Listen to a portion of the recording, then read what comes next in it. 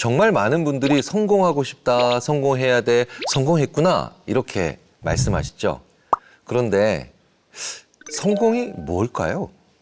즉 다시 말해서 성공의 정의가 무엇일까요? 이건 정말 사람마다 다르지만 다른 것보다 중요한 건 자기만의 정의가 있어야 됩니다. 왜 그럴까요? 이건 부자들이 왜 여전히 불행한 사람들이 상당수 존재하는가와도 연관이 되어 있습니다. 얼마 전에도 저는 정말 수백억을 넘어서 천억을 넘어서는 정말 엄청난 부를 가지고 계신 어떤 분께서 괴로워하시면서 병원에 입원하시는 걸 봤습니다. 제가 봤더니 일종의 시민성 질환, 즉 화병에 가까웠어요. 그러니까 자기의 화를 제대로 관리하지 못하시니까 신체적으로 문제가 일어나는 거죠. 그런데 그분은 왜 화병에 걸리셨을까요? 바로 자기가 별로 안 좋아하는 약간의 라이벌 의식을 가지고 있는 어떤 지인이 자기보다 한 200억 정도 더 돈이 많다는 걸 알게 됐다는 겁니다. 굉장히 많은 분들은 아니 예를 들어 1000억 가지고 있는 사람이 1200억 가지고 있는 사람한테 도대체 무슨 열등감이나 아니면 부러움이 있어서 그런 걸 가지고 속상해해. 진짜 웃긴 사람이네. 나 같으면 10억만 있어도 아무런 걱정 없겠다. 그런데요. 저는 지금 부자가 불행하다는 이런 단순한 얘기를 드리는 게 아닙니다. 부자들 중에서도 정말 행복하고 자기 삶의 많은 것들을 누리고 사는 사람들이 있고요. 무시할 수 없는 비율로 부자들 중에 자기 삶을 오히려 더 힘들고 어렵고 그리고 심지어는 오래 살지 못하고 병에 걸리는 사람들도 있다는 거예요. 왜 그럴까요? 부자에 대한 자기 정의가 없기 때문입니다. 어떤 분이 저한테 물어보시더라고요. 교수님의 부자의 정의는 무엇인가요? 저의 정의는 꽤 여러 가지가 있는데 그 중에 하나가 바로 뭐냐? 사대문 안에 있는 주차장에 주차를 해도 주차비가 아깝지 않으면 부자다. 물론 이거 하나만 가지고 정의를 내릴 수는 없죠. 두 번째, 서점에 갔는데 내가 좋아하는 책을 가격에 구애받지 않고 들 수 있는 만큼 사서 나올 수 있으면 그거면 부자다. 이런 몇 가지들의 정의를 쌓아가면서 저는 이제 알아가는 거죠. 어디까지 벌고 어디까지 쓰고 언제쯤 내가 다른 행동을 할 것인가에 대한 즉 의미를 만들어내는 것이 가능하다는 겁니다. 마찬가지입니다. 성공도 중요하죠. 하지만 성공에 대한 자기 정의가 없으면 절대로 성공은 이루어질 수 없습니다. 1000억을 가지고 있는 사람이 1200억을 가지고 있는 사람에게 끊임없이 열등감 느끼며 계속해서 돈만 벌다가 혹은 금전만 추구하다가 자기 인생에 결국 종말을 맞이하는 것과 마찬가지죠. 자, 그렇다면 저의 정의는 무엇이냐고요? 저는 많은 사람들에게 선한 영향력을 미칠 수 있는 정도의 위치나 힘을 가지면 저는 성공했다라고 얘기를 합니다. 자립준비 청년이라고 혹시 들어보셨는지요?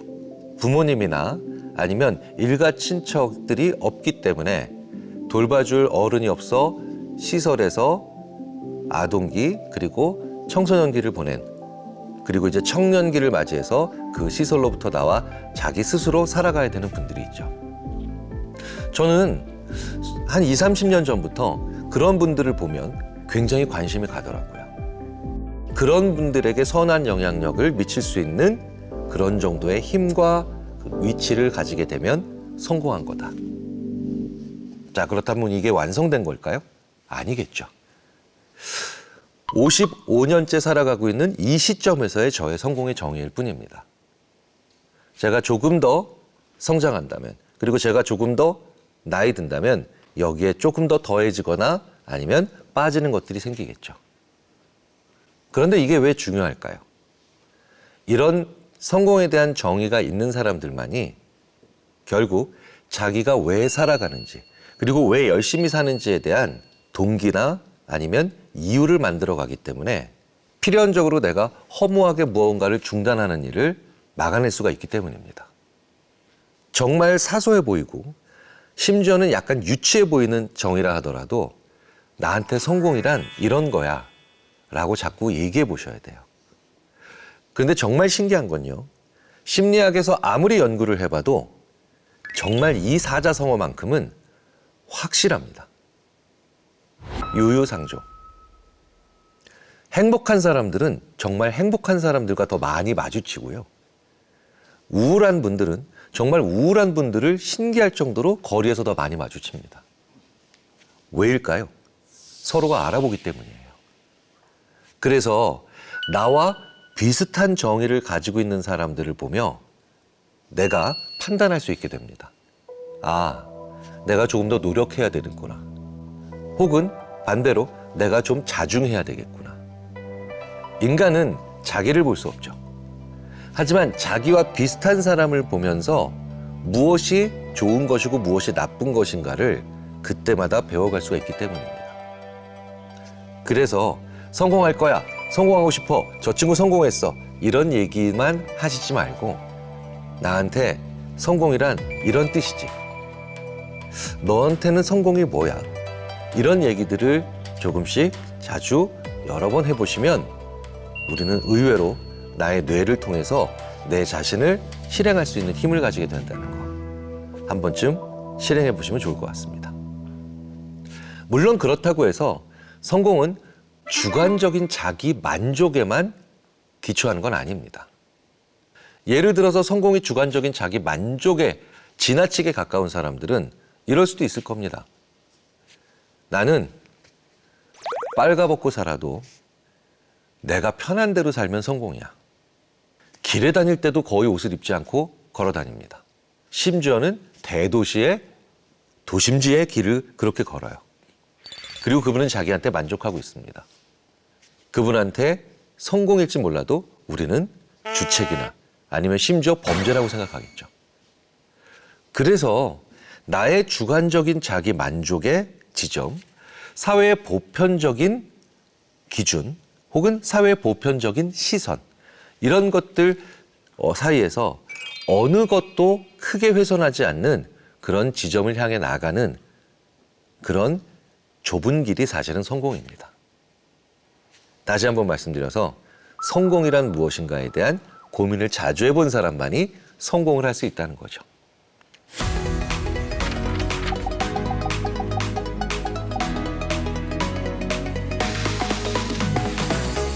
성공한 사람들에게 공통적으로 보이는 심리학적 특성이라고 하면 그런 사람들에게서 보이는 그런 일반적인 공통점은 분명히 존재합니다. 자기가 무엇을 좋아하고 무엇을 싫어하는지를 꽤 정확히 알고 있다는 뜻이에요. 그렇기 때문에 내가 좋아하는 것을 추구하고 내가 싫어하는 것에 끌려다니지 않는 특징은 분명히 존재합니다. 너무 많은 고통을 감내하는 건 사실은 성공하는 사람들의 공통적인 법칙이라고 보는 건 어렵습니다. 우리는 역경을 극복하고 고난을 이겨내는 사람들이 성공한 사람들이 더 많이 나온다는 걸 너무나도 잘 알고 있죠. 그 사람들은 어떻게 해서 그 역경과 고난을 이겨냈을까요? 이건 굉장히 중요한 사항입니다. 그걸 그때마다 작은 행복으로 이겨냈기 때문입니다. 서은국 교수님을 비롯한 행복심리학자들은 대부분 이렇게 얘기하죠. 행복은 고난과 시련을 이겨내는 도구다. 정말 완벽하게 잘 들어맞는 말입니다. 그런데 그 작은 행복은 어디에 기인하나요? 내가 좋아하는 것에 기인하는 겁니다. 아, 이렇게 힘들 때는 이런 작은 행복으로, 즉 내가 좋아하는 작은 걸로 이렇게 넘어갈 수 있겠구나. 그리고 극복할 수 있겠구나. 이걸 많이 하는 사람들. 저는 이런 과정을 잘 거치면서 70대쯤 돼 보면 마치 현인으로 불려도 손색이 없는 분들을 종종 봅니다. 이분들은요, 야, 내일 저녁쯤에는 막국수에 파전 먹으면 딱 기분 좋아질 것 같아. 저는 내일 저녁에 뭘 먹어야 좋을지 생각해 본 적이 별로 없거든요. 그런데 자기 자신에 대해서 잘 알고 있는 분들은 꽤 먼 미래에도 자기가 거기선 무엇을 하고 무엇을 먹고 누구를 만나야 더 자기한테 좋은 삶이 오는지, 더 에너지가 오는지 이걸 알고 있더라고요. 결국 성공은 또 다른 정의 하나를 추가하게 합니다. 내가 나에 대해서 더 잘 파악하고 더 잘 알아가는 과정으로 가는 것. 즉, 살아가면서 우리는 계속 성공의 정의를 추가한다는 거죠. 무엇인가에 대해서 정의 내리는 습관이 없는 사람들은 결국 남의 기준으로 계속 살게 되어 있죠. 그런데 신기하게도 내가 무엇인가에 대해서 스스로 정의 내리는 삶을 살아가면 더 많이 정의 내릴수록 나는 더 정확해진다는 거. 우리가 한번 곰곰이 생각할 필요가 있습니다. 정말 많은 분들이 물어보시더라고요. 야, 김 교수, 성공하는 사람 타고나는 거지. 태어날 때 이미 성공한 사람들은 DNA가 달라. 타고난 기질이라고 하면 상당히 유전적일 텐데요. 그건 따로 있는 건 아닙니다. 왜냐하면 성공에 대한 정의가 다 다르기 때문에 이건 철저히 어떻게 살아가느냐에 대한 문제라는 거죠. 제가 성격과 성품의 차이에 대해서 말씀드렸던 거 기억나시죠? 성격은 타고나지만 성품은 완전히 후천적인 것이다. 타고난 성격의 장점을 보여주는 그런 삶을 사는 것이 좋은 성품을 가지는 것이다. 마찬가지예요. 성공한 기업가, 성공한 정치인, 성공한 교육가, 다양한 분야에서 성공한 사람들을 쭉 샘플링을 하고 모으잖아요. 타고난 기질들은 매우 다양합니다. 성공이라고 하는 것을 만들어내는 기질이 따로 있지는 않죠. 하지만 개방성이라고 하는 후천적인 측면이 강한 성격은 분명히 연관성 있는 걸로 나오긴 합니다. 물론 개방성도 일부 타고나죠. 하지만 타고난 성격 차원 중에 그리고 기질 차원 중에 유난히 후천적인 측면이 강한 게 바로 개방성이라는 것도 부인할 수 없는 사실입니다. 개방성은 내가 틀렸다는 걸 알려주는 사람을 혹은 내가 몰랐던 사실을 일깨워주는 사람을 거부하지 않는 거죠. 그런데 이런 사람들을 만나는 것이 왜 중요할까요? 새로운 성공의 정의를 내가 만들 수 있는 기회가 되기 때문에 그래요. 내가 지금까지 가지고 있었던 성공에 대한 정의에서 이건 정말 맞는 정의구나. 이건 수정이 좀 필요한 정의네. 이런 걸 느끼게 만들어주는 사람들이 바로 그런 사람들이거든요. 그래서 개방성은 상당 부분 관련이 있습니다. 그런데 여기서의 개방성을 귀가 얇다. 펄렁귀다. 그래서 남이 하는 말을 고지고대로 믿고 사기를 잘 당한다. 이렇게 착각하시면 곤란합니다. 내가 나의 좋은 성품을 유지하는 가운데서 개방성이 올라가면 바로 내가 점점 더 성장하는 거고요. 내가 나의 타고난 성격의 단점만 보여주고 있는 미성숙한 삶을 살면서 인위적으로 개방적인 측면을 취하면 그게 바로 사기당하기 좋고 팔랑귀가 될 수도 있다는 거죠.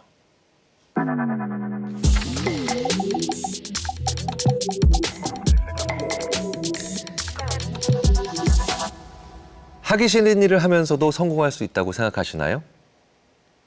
이 질문은 30살 정도가 넘은 많은 직장인들 혹은 아직 내가 좋아하는 일을 찾지 못한 많은 분들이 정말 자주 하시는 질문입니다.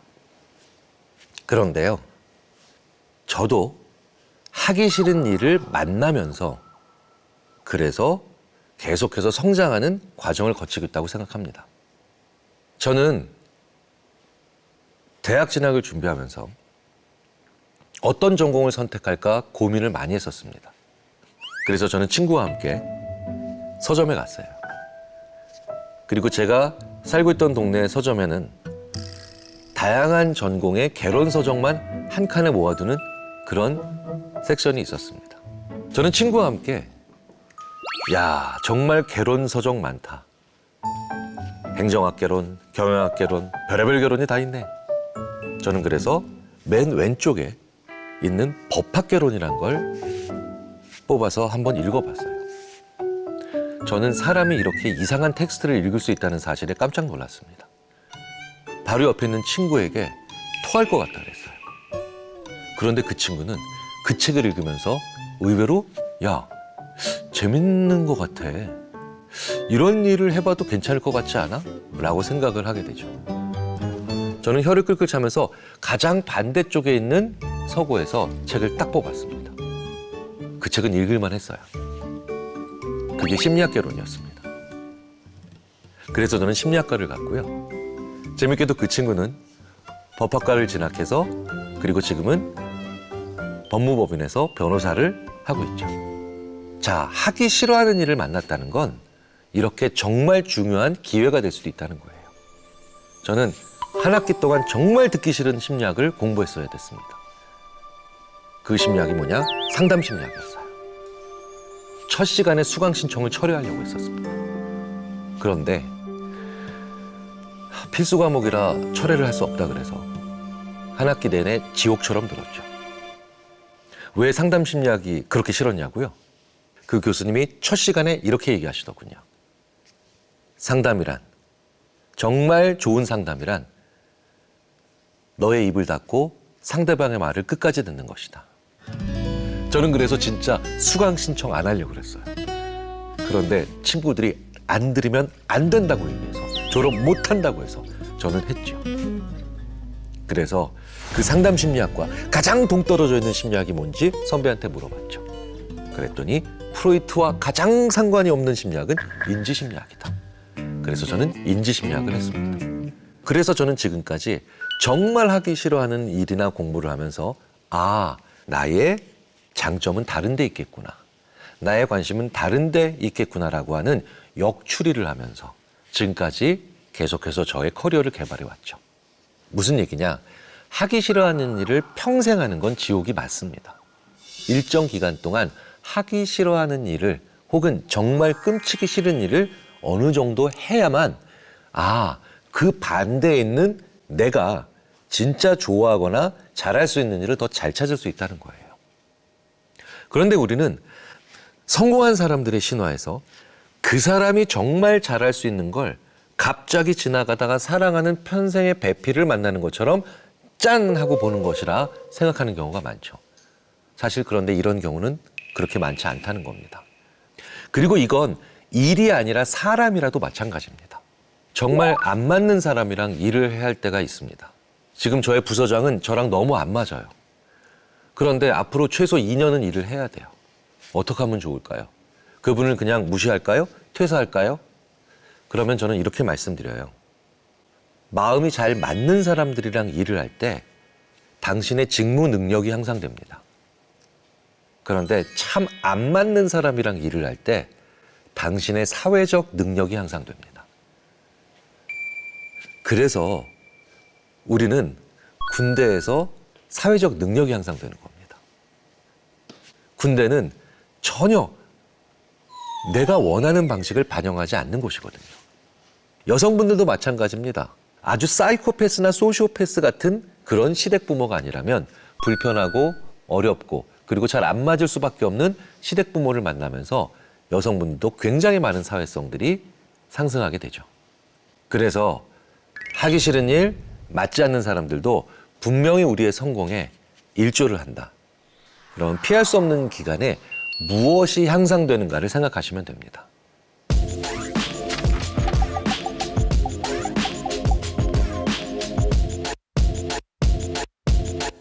자, 성공에 관련된 이야기를 하시는 분들 중에 많은 분들이 목표가 커야 근사치에 도달할 수 있다는 말을 많이 하십니다.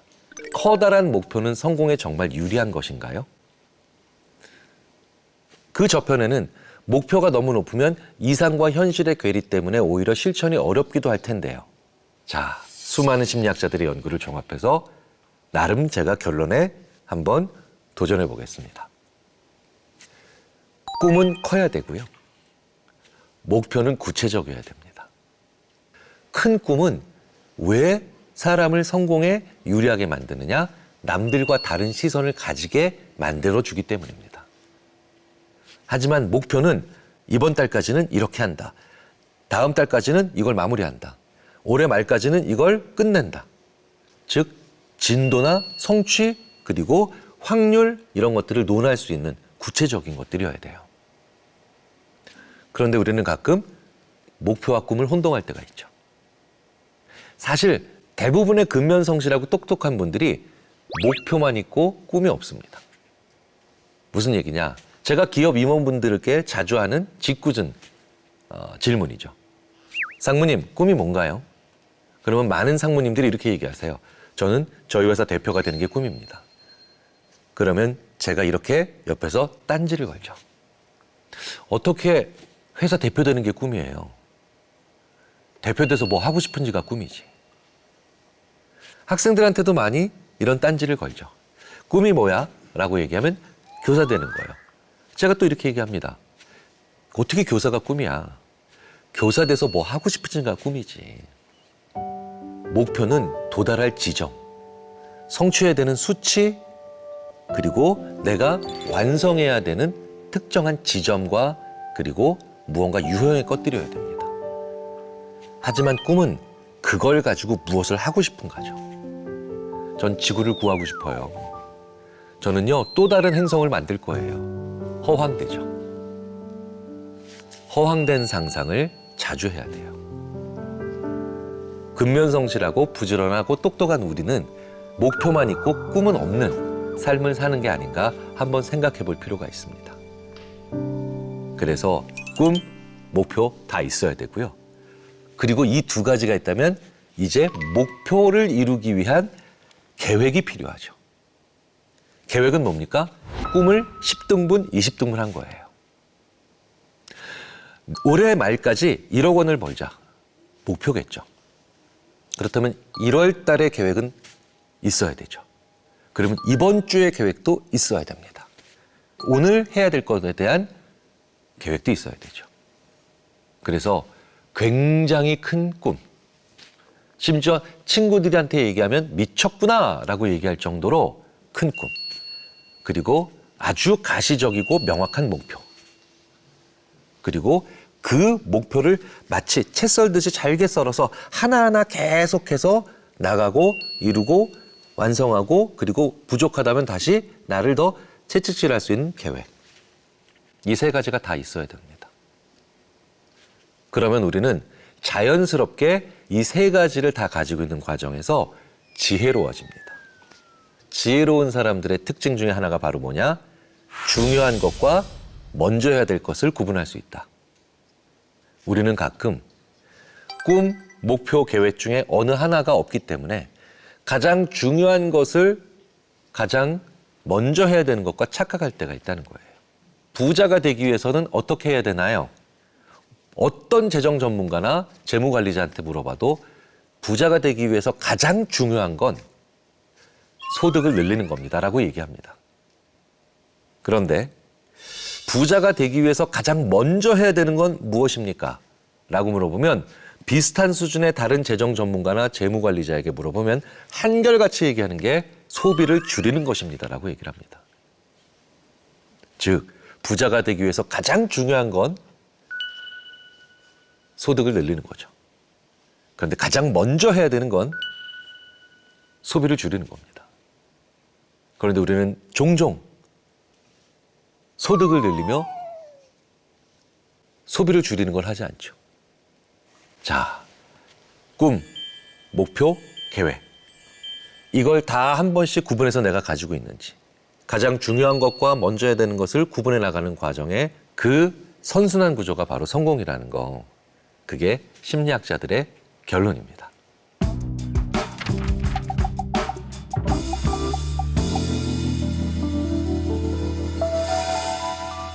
자, 그런데 지금 성공을 향해 조금씩 가까워지고 있다라고 하는 그런 느낌을 가지고 있는 게 아니라 오히려 반대로 야, 나는 많이 처져 있어.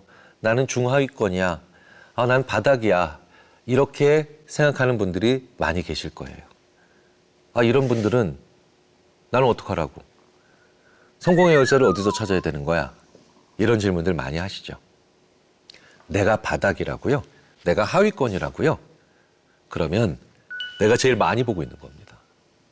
1등으로 달리고 있는 사람은 아무도 못 보고 있죠. 그런데 하위권에 처진 사람들은 엄청나게 많은 사람들을 내 눈앞에 볼 수 있어요. 왜?